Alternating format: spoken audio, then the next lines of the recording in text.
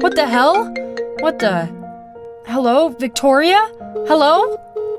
Victoria was my best friend. We met in college and never parted since. She lived on campus and I rented an apartment. My parents lived in another city and doted on me. I never fell in with the wrong crowd and studied well. But one day, Vicky invited me to a cafe. When I came there, I immediately tensed up. My friend always looked cheerful, but that day, she seemed devastated. Victoria, what's wrong? Lindsay, there's something you should know about Chase. Chase was one of the most popular guys in college. He was handsome and we were dating. Oh, he was so cool. I saw him with another girl. What? That can't be true. Chase would never do that. Lindsay, come on. Your boyfriend is cheating on you. I saw it with my own eyes. If you don't believe me, just follow him and see for yourself. Of course, I didn't want to believe her words, but she stood her ground and I decided to follow Chase. See? Victoria had obviously mistaken Chase for someone else. I decided to come out and surprise him. I felt my heart break into tiny pieces.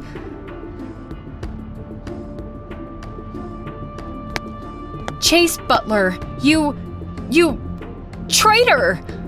Lindsay, wait! I thought we were serious, but you are a fake. We're over. I spent several days lying in bed, listening to music and feeling miserable. But then, Victoria called me. Hey, quit moping. There are plenty of fish in the sea. You should create an online dating profile and get your mind off things. It was a stupid idea, of course, but I still decided to do it. Hello, beautiful. I was bored, so I texted him back. We started chatting and Finn123 turned out to be a very interesting guy. I felt nice and comfortable chatting with him and didn't hesitate when he suggested we meet in real life. Hi, Lindsay. Wow, Finn123 turned out to be very handsome. We were chatting sweetly in a cafe when I got an idea. Finn, would you like to be my boyfriend? You see, I was betrayed very recently. I told Finn about Chase cheating on me. He listened to me and agreed to be my boyfriend to annoy my ex.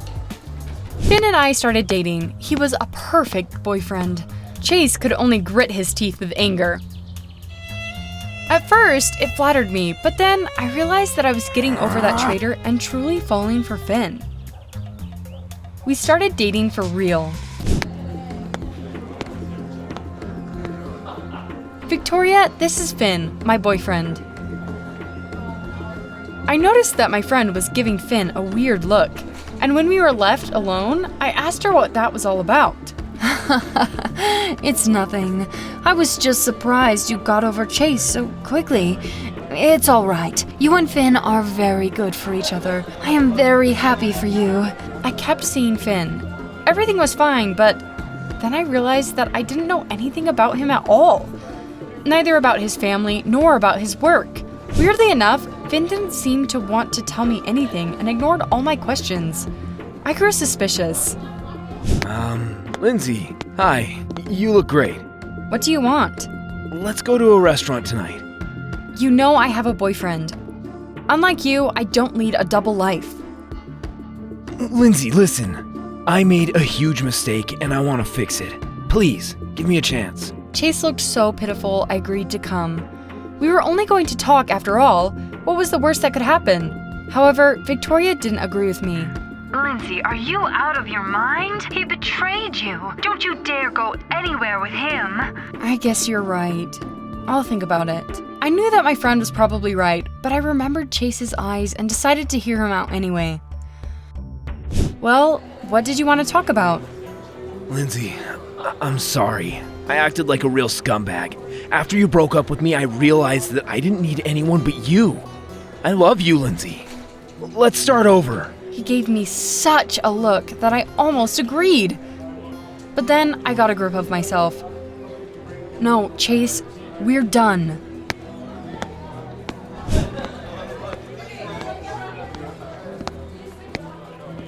A little later, I met with Finn and immediately noticed that my boyfriend seemed angry. Where were you? I went shopping with Victoria. My phone died.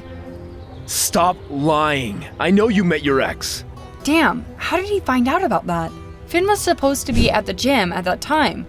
He wouldn't have missed a workout for anything, not even for the sake of spying on his girlfriend. Weird. Oh, you mean that? We just talked. It wasn't important, so I'd already forgotten about it. The next morning, I noticed that Chase was missing classes. That was unlike him. He'd never done it before. And then, cops came to the college. It turned out that Chase hadn't come home. Damn it. What could have happened to him? Was I the last person to see him? Stop lying. I know you met your ex. I remembered how angry Finn had been after I'd met with Chase and decided to find out who my new boyfriend really was.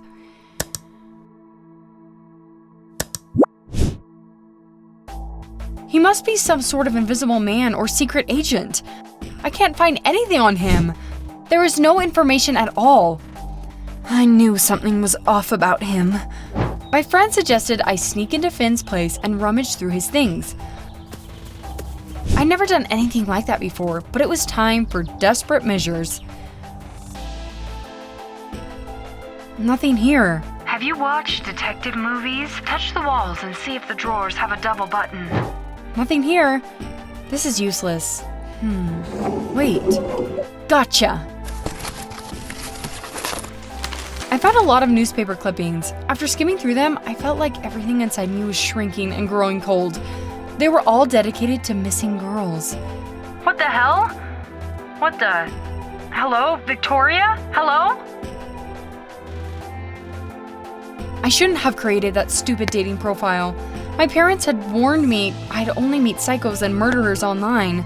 God, what's that? It was Chase! He was unconscious! Chase, come on, open your eyes!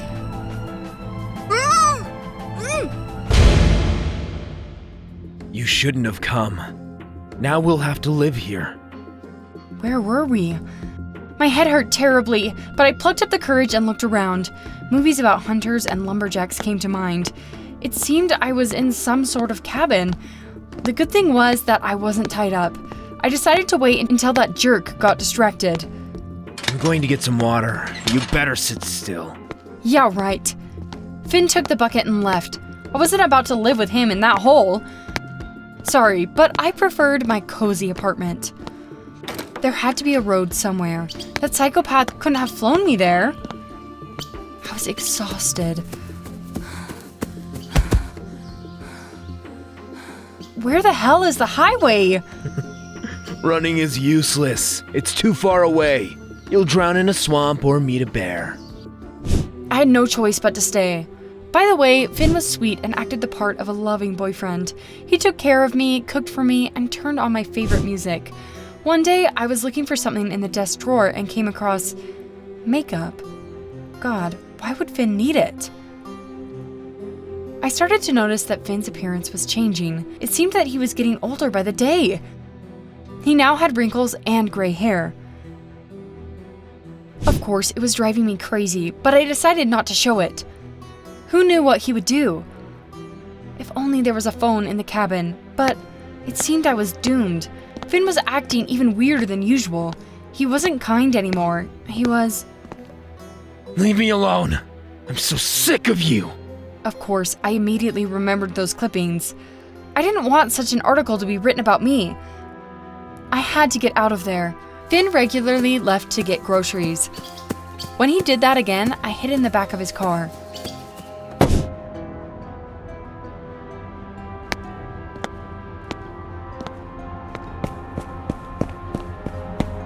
When we came to the city, I got to a police station and told the cops everything.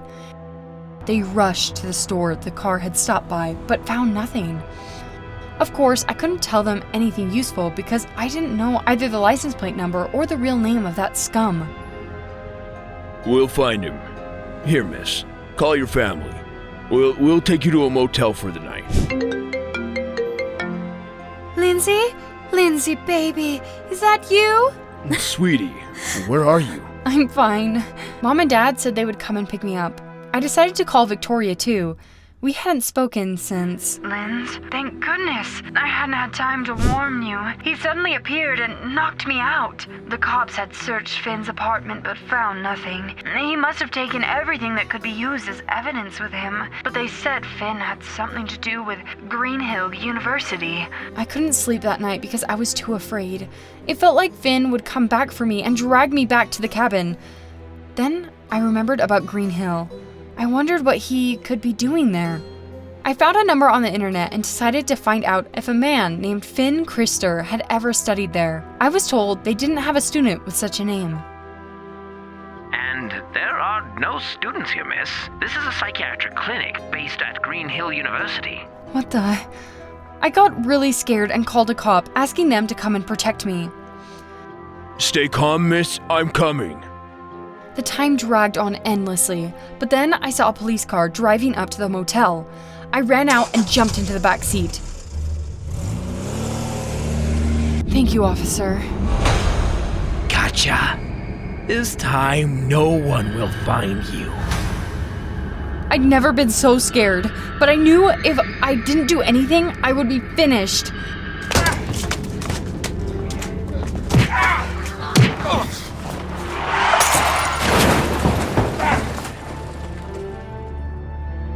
I had to hurry up and get out of there before he woke up. Apparently, Finn had knocked out the cop and stuffed him into the trunk. Now, that would come in handy.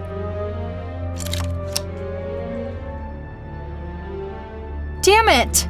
It was dark and scary. I decided to survive no matter the cost. No! He knocked me down and grabbed me by the neck. I dropped the gun. I was already losing consciousness when...